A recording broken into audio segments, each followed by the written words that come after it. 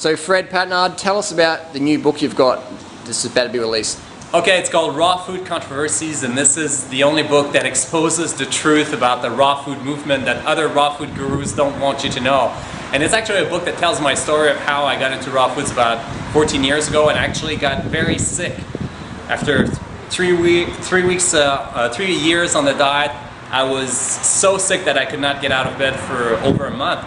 And I thought I was on the best diet in the world. Then I realized I did something wrong by following the wrong advice. Then over the years did a lot of trial and error, discovered what works, what doesn't.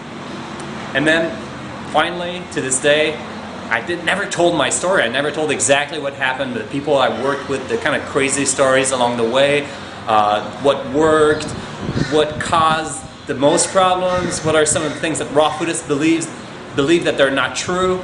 So I decided to write this book to kind of put all of these thoughts together in a form of a story. And then along the way, I have sidebars that explain what are some of the misconceptions about raw foods and what are some truths. So it's really a book that is debunking the raw food diet, but then providing a framework for healthy eating.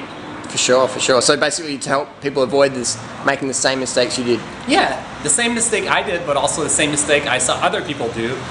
And the common mistakes that people make, but also show you that, well, yes, the raw food ideal is interesting and it makes sense, but don't just follow an ideal blindly.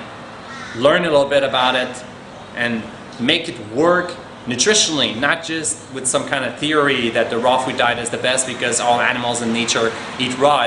There's a little bit more thought that must go into it, and that's what I put together in the book. Cool. So what's the book called? Raw Food Controversies. And where can we get it from? You can get it from rawvegan.com. Cool. Thanks, Fred.